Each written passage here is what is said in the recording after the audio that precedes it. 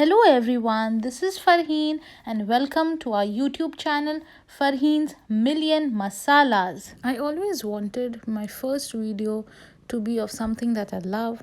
What better than Sabudana Khichdi? Honestly, when I think of Sabudana Khichdi, I have, basic fond memories of my tiffin where my mom used to make a yellow color khichdi with haldi and rice, zira, and curry leaves and little peanuts here and there. But as I grew older, I became more fond of the brown color khichdi that you get at an authentic Maharashtrian restaurant for breakfast. So let's just directly dive in with my take on the classic Sabudana Khichdi. I have taken 1 cup of sabudana, cleaned it for 3-4 times so that the starch is removed, and then in 3/4 cup of water, I have soaked it for 6 to 7 hours. Overnight is the best. So the first tip here is to remove the starch, as this will help the sabudana to not stick. And the second one is that you need only that much water that will help the sabudana or the sagu seeds to soak properly. You don't want the water to be above the sabudana, or you don't even want it to be below. You just want a perfect wherein it can soak properly. So that's the reason I have taken 3/4 cup of water here. So what I have done is I have taken 3/4 cup of groundnut or moongfali and I have dry roasted into my kadai. See, dry roasting gives it a nice crunch to your sabudana. So I just have dry roasted till the time I've got little spots on my groundnut, and this is about it. This will be your second tip, wherein you have to roast the singdana till the time you get little brown spot. At this stage, if you have the singdana chakut at your disposal, you can definitely use that. So there are many households who already have a pre-mixture of the singdana chakut. You can use that, but I like to make my own every time fresh. So what I'm going to do is I'm just going to take the singdana and I'm just going to make a little bit coarse powder, and then I'm directly going to add this into the sabudana. So this is your tip number 3, to add your singdana chakut directly into the sabudana and add salt to taste. We are adding salt here at different stages. So this is the stage number 1 where we're going to add salt into the sabudana. This is only the salt for the sabudana. We are going to need very basic ingredients to make this khichdi. There's a small onion that you have to take and a potato. So the potato, I have cut it into squares.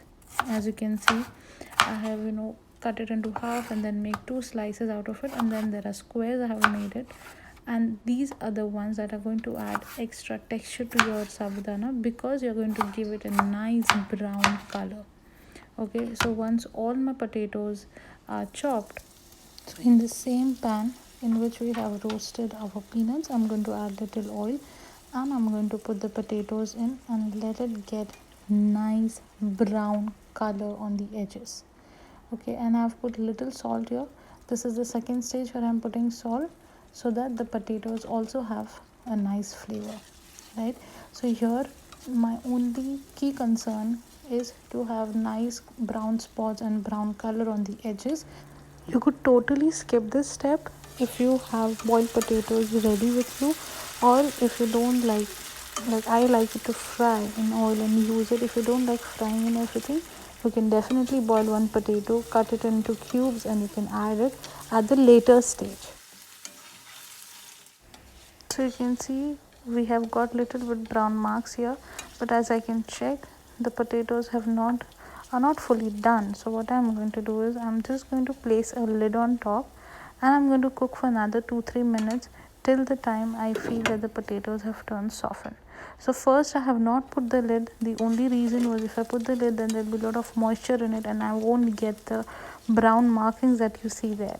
So only to do that I have cooked it open for some time, and then later I have put a lid over it, and now after I check, oh my god, it is so soft and you can actually eat it like that. It's like french fries, but the shallow fried ones. Okay, so the next thing that I'm going to do is I'm going to remove the entire thing over a plate so that we are ready for the next step.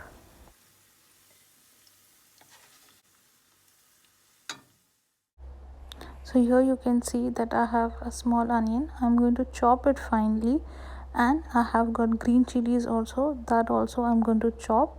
You can see a piece of ginger, so I'm not going to chop it, I'm going to actually grate it. I like the flavor of the grated ginger very much. If you wish, you can also chop it.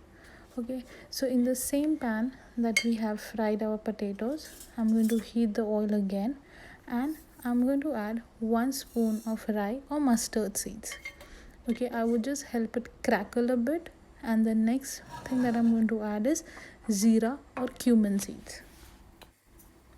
Once the jeera also starts to crackle, I'm just going to saute it for 1 or 2 seconds. We don't want it to burn. So the next thing that I'm adding is an entire sprig of curry leaves. I like the stem also because I feel it gives a nice flavor. What you can do is you can only add the leaves, or the best way is use with the stick, and then once the stick has kind of given away its flavor into your dish, you can always remove the stick back.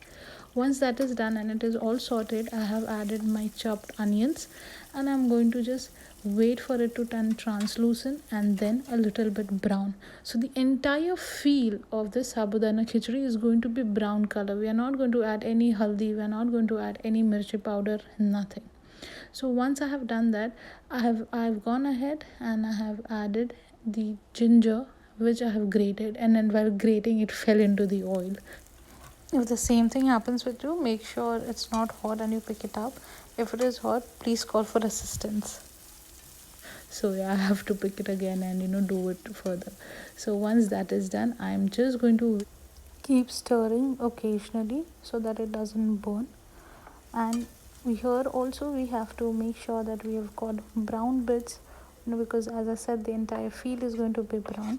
And then I have added green chilies which we had cut earlier, and we are going to saute it, and we are going to wait till it turns brown completely. So at this stage, if you're not using the fried potato, you can add your boiled potato, which will emulsify in the masala. So this is the third stage where I'm going to add salt. That is also very less. It's only so that the onions, our green chilies and everything can get a little flavor of salt. So we're just going to wait till the time everything turns a little bit darker, brown in color. At this stage, you could remove the stem of the curry leaf, but I have still kept it intact, and I'm going to remove it towards the end. Now I'm adding the mixture of sabudana with the groundnut, and I'm going to mix it thoroughly till the time the masala down is completely incorporated with the mixture that we have just put in. Now I've mixed it thoroughly well. What I'm going to do is, at this stage, I'm going to remove the stem of the curry leaves out. Once that is done, we are not going to forget our potatoes which we fried earlier, and we're going to add it in and mix till the time everything is incorporated. So now we're going to place the lid on top, and we are going to let it simmer on a very low flame for 5 to 7 minutes. And after 5 to 7 minutes, we're going to open the lid and add little bit of sugar, that is 1 teaspoon.